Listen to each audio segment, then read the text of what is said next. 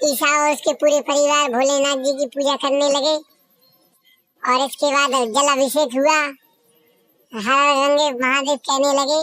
पंडित जी बोले कि 2 बजे का ही मुहूर्त है, जो पूजा में आए जोड़े एक एक से सभी पूजा कर लें, आशीर्वाद ले लें।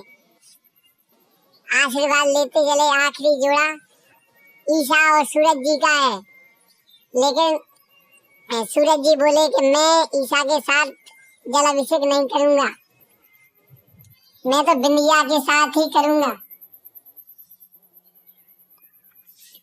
बिंदिया और ईशा आशीर्वाद लेने सूरज जी और बिंदिया आशीर्वाद लेने गए तो ईशा ने चाल चलाई। उसने एक मरी छिपकली उसके ऊपर डाल दी। उस छिपकली से वो घबरा गई और घबराने के बाद वो हट गई। हटने के बाद ईशा जल्दी से अपनी थाली लेके सूरज जी के पास पहुंच गई और जलाभिषेक किया। और सूरज जी उठने लगे। उठ के बोले कि भाई मैं तेरे साथ पूजा नहीं करूंगा, लेकिन पंडित जी बोले भाई टाइम निकल गया है तो जबरन पूजा करना पड़ी, इसलिए उठने लगे। तो ईशा जी ने उसे साड़ी के पल्लू से बांध लिया। फिर बुआ जी बोली कि साड़ी के पल्लू से क्यों बांधा?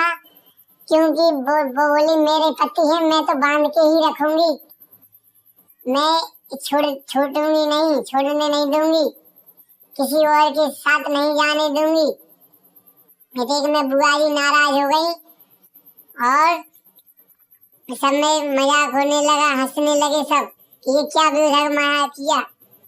इसलिए बिंदिया छुड़ाने आई। बिंदिया सूरज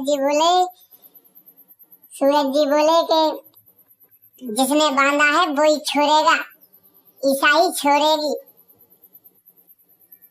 फिर बिंदिया बोली कि ये क्या है बेधर्म मजाक किया तुमने, मेरा पति है, मैं कुछ भी कर सकती हूँ, मैं पल्लू से बांधू कहीं भी रखूं, मेरा पति है। सुबह हुई।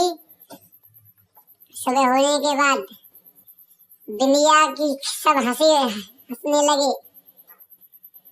हंसने के बाद सारे बेवजह मजाक किया सबको। बिंदिया का सब हंसी हंसाने लगे। फिर इसके बाद बुआ जी अपने पुश्तों ने नाग पंचमी के वो ले आई आभूषण के पहली बहू है उसी को दिया जाएगा। फिर इसी के बाद मीना दे उछली। मोनिका बोली मेरी बहू हूँ, मेरे को क्यों नहीं दिया? बोली कि नहीं, तेरे को दिया तो पेट में चोटियां ले ली। बुआ जी बिंदिया को देने लगी कि देख मैं पापा जी आ गए। बोले बुआ के इसका अधिकार केवल ईशा की ही है।